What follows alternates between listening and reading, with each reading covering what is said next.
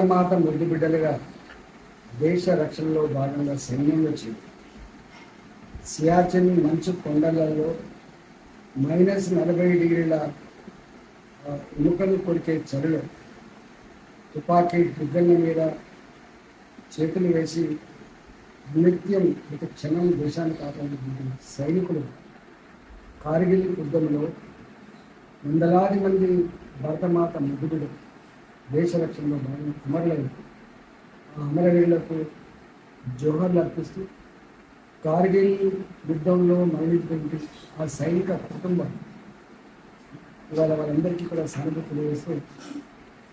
కార్గిల్ యుద్ధంలో మరణించినటువంటి సైనికులందరికీ కూడా జోహర్లు అర్పిస్తుంది.